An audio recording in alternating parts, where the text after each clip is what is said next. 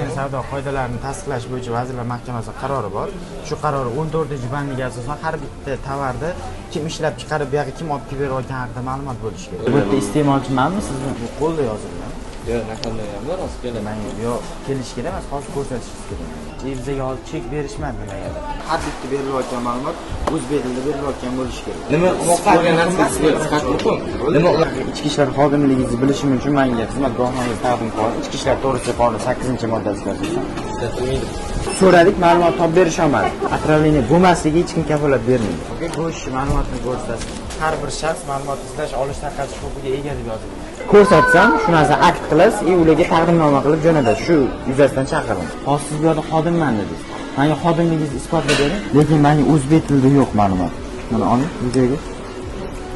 O'zbek tilida ma'lumot yo'q. Shikoyatingiz bo'lsa, ichki ishlarga telefon qilsangiz bo'ladi. Boshqa umuman ma'lumot yo'q. Yo, siz hozir meni kirib yozib chiqyapsiz.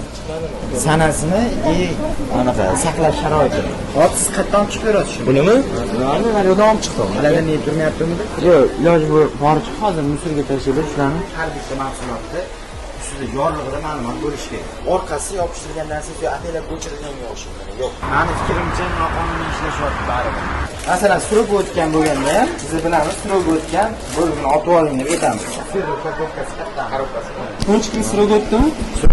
Nima ma'lumot yo'q. Men ichki ishda qolganman. Jamoat tartibini saqlayman. Men ma'lumotini aytdim, kesasiz dedim, ma'lumotini topasiz ma'lumotini deyapman. Men bilaman bo'yicha. Men iste'molchiman, sizdan so'rayman. Siz kimligingiz bo'yicha?